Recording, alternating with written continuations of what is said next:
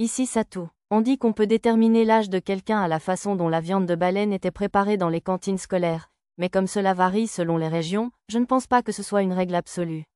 L'important, c'est que ce soit délicieux. Hurrah, on déjeune à la japonaise aujourd'hui. Vêtue d'un yukata, Arisa était particulièrement excitée en voyant la file d'attente sur la table.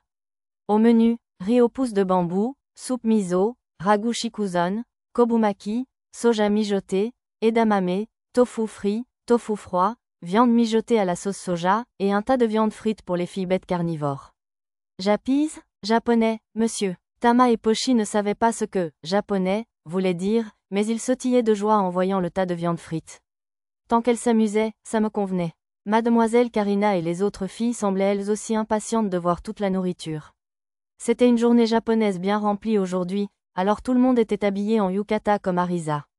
Arisa avait habillé Nana et Mademoiselle Karina avec un soin particulier, ce qui empêchait toute trace de leur poitrine généreuse.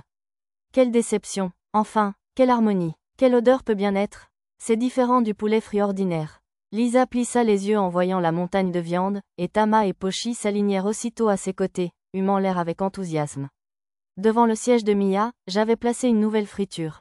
Du katsu de légumes? C'est vrai, j'ai utilisé des légumes comme des asperges et des racines de lotus, rien que pour toi. Satou, Mia me serra la taille avec un sourire rare. Elle n'avait jamais pu cacher son envie quand les autres enfants mangeaient du poulet frit, alors j'ai voulu essayer, mais sa réaction a été encore plus joyeuse que prévu. Maître, il y a des étoiles jaunes qui flottent dans la soupe miso, je vous le signale. Nana avait le visage tout près de la soupe miso et me faisait signe d'approcher avec frénésie. J'avais coupé des patates douce vapeur en forme d'étoile pour la soupe.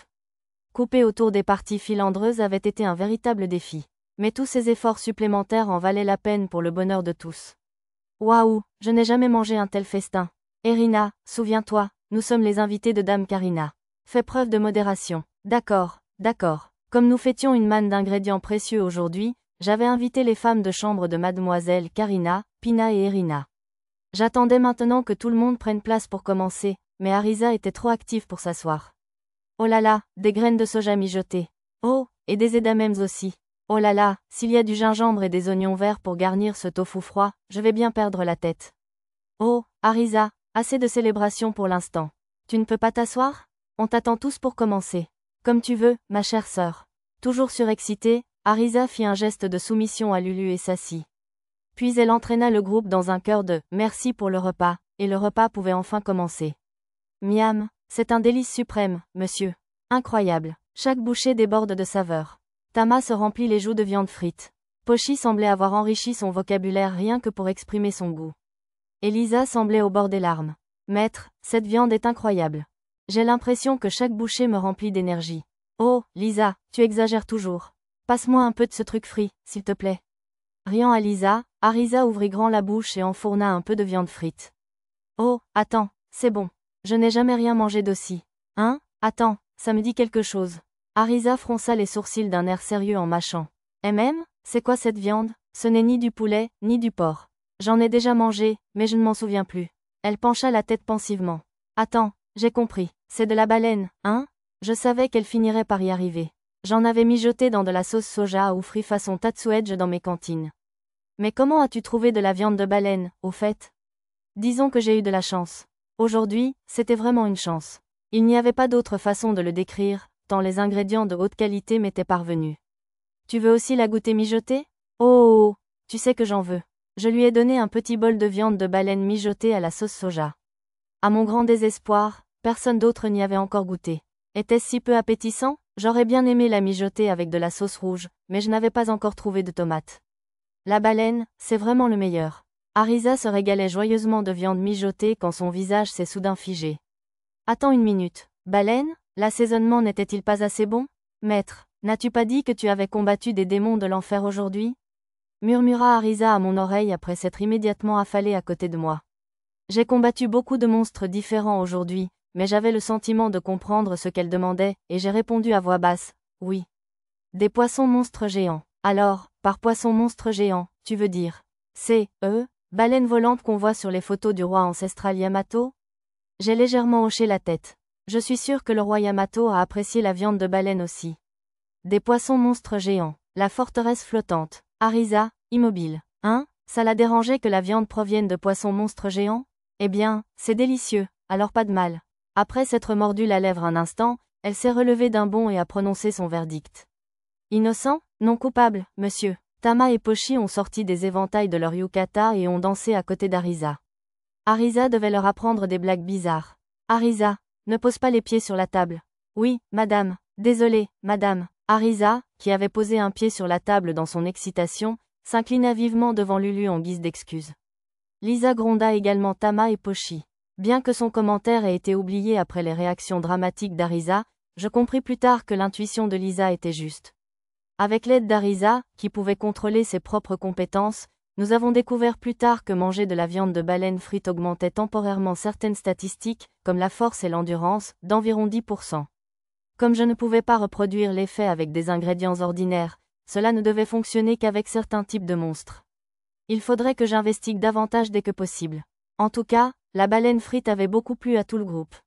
À chaque bouchée, la viande bouge presque encore, monsieur. Bon, Pochi, je comprends que tu aimes ça, alors calme-toi et mange sans ces commentaires flippants. Sinon, je vais avoir des flashbacks de monstres de viande effrayants dans ces vieux jeux d'horreur. Monsieur, cette viande était-elle vraiment précieuse? Lisa semblait inquiète. Elle était précieuse, car impossible de l'acheter, quelle que soit la fortune, mais chacune des baleines pesait plusieurs tonnes. Nous n'en serions probablement jamais à court. Vous l'aimez? Il y en a plein d'autres d'où ça vient, alors ne vous inquiétez pas. Oui, monsieur. Lisa serra les poings et hocha la tête solennellement. Détendez-vous et mangez, s'il vous plaît. Certaines des autres filles, comme Karina et le duo d'hommes bêtes, engloutissaient la baleine frite à une vitesse fulgurante. Mademoiselle Karina et ses servantes étaient trop absorbées par la mastication pour parler. Tama, Pochi, je prends les commandes de cette viande frite. Ces 2 morceaux sur chacune de vos fourchettes seront les derniers. Ah, Madame Karina, essayez de savourer davantage avant de l'avaler si vite. Vraiment, Lisa, calmez-vous. La disparition rapide de la montagne de nourriture a dû l'alarmer. Une servante se tenait près du mur et m'observait avec un sourire chaleureux. Je lui ai demandé d'apporter plus de baleines frites, provenant de l'objet magique isotherme dans lequel je la conservais. Bien sûr, les autres plats ont également été bien accueillis. Des pousses de bambou. Oui, elles sont délicieuses, n'est-ce pas? Miam. Mia, le ragoût de Shikuzen est délicieux aussi, je vous assure. Donne-moi. Les autres filles savouraient la nourriture à leur rythme. Mia, il n'y a pas de poisson dans le kobumaki avec l'emballage rouge. Satu, Mia sourit joyeusement en tendant ses baguettes. La friture est excellente, mais le ragoût aussi. Et le poisson dans ce kobumaki est incroyable. Oh, le tofu froid, ça fait si longtemps. Avec le gingembre et la sauce soja par-dessus, c'est presque trop fort. Arisa semblait avoir sa propre façon d'apprécier les choses, alors j'ai décidé de la laisser faire. Elle avait l'air d'un vieil homme, mais je ne voulais pas la gâcher. Personnellement, ce sont les sourires sur tous les visages qui rendaient le repas vraiment exceptionnel à mes yeux. Après un dîner délicieux, nous avons eu un visiteur. Quand la servante m'a annoncé que nous avions un invité, j'ai supposé que c'était une connaissance ou un proche du héros. Mais la personne qu'elle a amenée au salon était une inconnue, une jeune fille aux cheveux roses et aux yeux turquoises. Je l'avais déjà vue. Si je me souvenais bien, c'était la jeune fille qui se tenait aux côtés de mademoiselle Karina lors du combat contre le démon jaune plus tôt dans la journée. Cheveux noirs, japonaise. En me regardant, ses yeux pétillaient. Avec le soupir rêveur d'une jeune fille amoureuse, elle m'a adressé un salut inattendu. Nous nous rencontrons enfin, mon héros. C'est ainsi que j'ai rencontré la princesse Ménéa du petit royaume de Lumorque.